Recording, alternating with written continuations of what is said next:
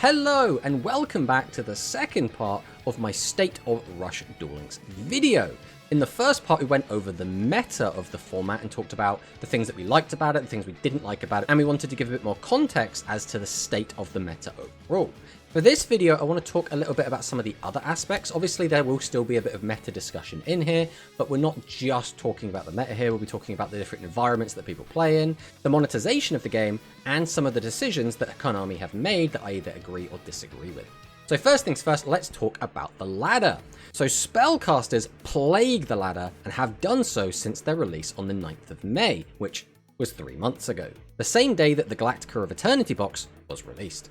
This deck became the replacement to Gaia as the very free-to-play friendly but still very competent deck for people to grind with, which made it very attractive for speed players just looking to collect gems from the Rush ladder. This in itself is nothing new, and depending on your perspective, not even a problem. Before casters we had Gaia, before Gaia we had Cyber Dragon, before Cyber Dragon we had Blue Eyes, etc, etc. Having a decent free-to-play, low gem or gemless option is always going to be a positive. It allows players an easier entry into the format, allows speed players to try out Rush and collect their cog gems. The only time I see this as a massive issue is when the free-to-play deck is also the strongest deck in the game, like Gaia was. The downside, however, is that you will often queue into ladder and see the same deck over and over and over, which can get very boring. In Gaia format, it was basically nothing but Gaia mirrors. Right now, you have a very high chance of running into spellcasters, a decent chance to run into heroes, and a low chance to run into anything else. I would argue that because of the rise of heroes' popularity, ladder is actually in a better spot than it has been in the past. Plus, although you're still more likely to run into spellcasters and heroes, you will still find Light Galaxy, Dark Galaxy, Baseball, and Red Boot often enough for things to not get too stale. This does, however, cause a disconnect between ladder-only players and tournament players, with their perception of the meta usually being unaligned. I've had many comments in my videos over the last year claiming that Cyber Dragon was a dominant and overpowered deck, and from their perspective, it was. But after looking at tournament results, Cyber Dragon was basically a rogue deck. This in itself isn't necessarily a problem, it's just an observation that I've made, and I think this will continue to be the case going forward. Now, to get to King of Games on the Rush ladder, you need to win 5 in a row. And winning 5 in a row oftentimes feels like it's more about getting a lucky streak than anything else. You could win a few games because your opponent disconnected, because you pair into a silver player, because you won the coin flip more often than not. There are so many reasons why you could just fall into King of Games, and it doesn't always feel earned. And on the flip side as well, you could be in the perspective of, well, I should have cogged a long time ago, but because I've just been getting all the bad luck, I'm being kind of kept out of it, and we just have to invest more and more and more time into it. There's nothing more annoying than getting to 4 wins and then just hard bricking, or you get to 4 wins and then you have a disconnect. Just trying to get those 5 wins back to back to back to back. Sometimes easy peasy, sometimes an absolute nightmare. Now I want to talk a little bit about tournaments. So tournaments tend to suffer from a lack of variety, and the majority stacking the best deck. This isn't anything new though, and it makes sense that players will gravitate towards the stronger decks. But the issue is that it rarely seems that we find ourselves in a rock, paper, scissors format, and instead just have strong decks, mid decks, and weak decks. Regardless of this, tournaments still tend to have enough variety that it doesn't become a problem. Right now, we're seeing around 4 to 5 decks with decent representation, and a handful of other decks, which is enough to keep things at least somewhat fresh. My only real complaint with tournament play is that there will occasionally be times where the meta just seems to not want to change. A new product will come out and basically do nothing, a ban list will come out and basically do nothing, or there'll be a large gap where no product comes out at all, and so we're basically stuck playing the same game again and again and again. Now this isn't uncommon, right?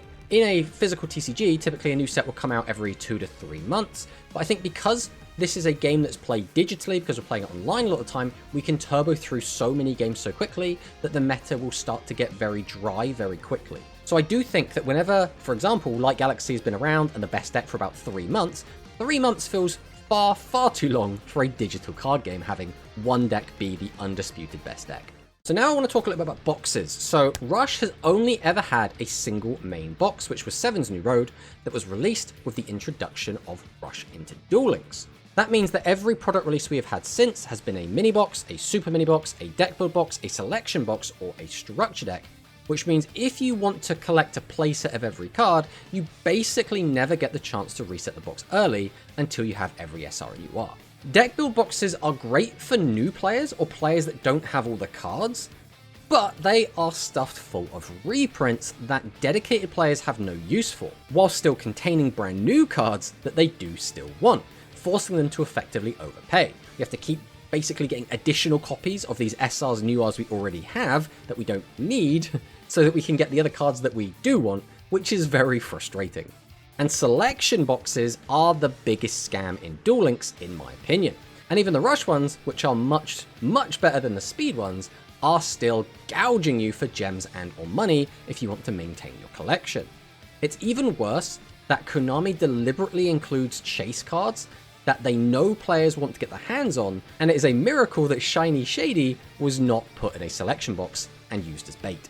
So, ban lists. I mentioned ban lists in the last video, but these lists always prioritize profits, avoiding hitting cards from the latest box whenever possible, and in some cases, it feels like they protect decks that Konami want to see at Worlds, or that are a main character's deck, or whatever other arbitrary reason Konami decide to keep them around. Skill changes are very rare and almost either kill a skill, thus kind of killing the deck, or buff it in such a small way that it has no impact whatsoever. So if we think back, the Gaia skill was nerfed, and that deck basically died, and the Noodle skill was nerfed, and that deck basically died. There have been many occurrences of a very clear deck having a standout performance, but Konami deciding to either not hit it at all, or to give it a minor nerf, still allowing it to remain the strongest deck, and oftentimes by quite a large margin. Another issue that I have had, and this one is perhaps a little bit more personal to me, is some decks just don't receive support. So some decks feel like they are an afterthought and haven't even received a skill, such as Dinosaurs, Insects, Miss Mutton, Beast Gear, like so many of these decks that I personally have always been a big fan of a lot of those decks, and I've been waiting for the skill to make these decks playable so I can actually be like, oh, this deck that just flat out wasn't very good in the physical version of the game, I can now play it in Duel Links and it potentially could be meta, or at least like High Rogue or something along those lines, but no, these are just completely forgotten about. And yes, I know Insect have just sort of gotten a skill, but it's not a really good skill and it's kind of a meme. Some other decks have been forgotten about entirely, such as Chairs. I've always been a big fan of the Chair deck and been waiting for it to come to Duel Links, and still no Chairs. And we are way past Chairs being remotely good, which means when Chairs do eventually come out, they are probably going to be absolutely garbage unless they have a real broken skill. I would expect them to come out in some sort of event or card trader and basically just be bad. My ideal would be that the majority, if not all of the decks that never saw any competitive success in the OCG, would receive support early or a strong skill to allow them to thrive. And this has happened to an extent. Cybers was underperforming, so they received Chaos Femtron and suddenly became a top tier deck. Metarian was given Imaginary Reactor, which again allowed it to thrive, giving it a much more modern card than basically everything else that was in the game. Bubble Era's skill allowed them to be somewhat viable multiple times. Ice Arc did see some success, and Charmy Witch was released much earlier than in the OCG, and became a very strong option, which it still is to this day. So there is one other thing I do want to cover, and that is just talking about how the game performs when we take out the limit and restricted list and we take out all the skills. So recently, Monosync, who is a fantastic member of the community, who runs both OCG tournaments and Duel Links tournaments, did host an event where players had to build 40-card decks, no skills, and unlimited ban list. And it was actually a ton of fun, with general reception being that everyone had a good time.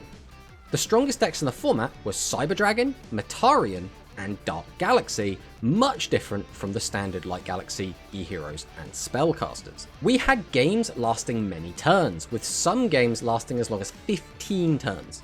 The amount of back and forth during this tournament was much higher than usual, probably due to the players not having instant access to their full combo via skills and having 10 less cards in the deck. This was just a single tournament, and thus a very small data set, but it shows the potential that Rush Duels has to have more interaction, for games to last longer, and to be more engaging overall. But this clearly isn't what Konami want Duel Links to be. They don't want a ton of interaction as it slows the game down. They don't want 15-turn games because they take longer. Konami has always wanted Duel Links to be fast and snappy. Games that you can finish on a short public transport journey, and that is sometimes at odds with what the player base wants. This again wouldn't be an issue. After all, Duel Links is a mobile game designed to be fast. But there is no official alternative for Rush players in the West. We do not have a Rush version of Master Duel. We don't have a Rush mode in Master Duel. We don't have the physical game, so if we want to play Rush in an official capacity, we either play the Japanese-only Switch game, which is years out of date at this point, the Switch game that released in the West, which is even more out of date, or Duel Links. I personally play the physical Rush game using unofficial duel simulators, so for me, I have an alternative, even if it's not official. So I can still get my true Rush fix from that, but for many Western players, Rush Duel Links is their only exposure to the format, which personally I think is a shame, and they have formed an opinion of Rush as a whole based solely on Duel Links, which quite frankly is a much simpler and less engaging version of the game. Now, with all of this said, do I think that Rush Duel Links is in a bad spot? Overall, I would say Rush Duel Links is fine. I would say it's actually in a pretty good spot. I don't think it is on its way to dying. I don't think the meta is horrendous. I don't think the card pull is awful. I think overall, it is fine for what it is. If you go in expecting this to be the fast, snappy, get in, play some quick games, get out experience, you're going to have an okay time. It's going to be quite fun. But I have to say that if I compare it 1-to-1 to the OCG, the physical game is so much better in almost every single way. And I personally would love to have a way to play that officially as well, but then still continue to play Duel Links for what it is, which is, again, that snappier, faster, simpler version of the game. But let me know what you think about the state of the game right now. I'm really curious to hear your thoughts, feelings, and opinions. Thanks for watching the video, and I'll see you next time.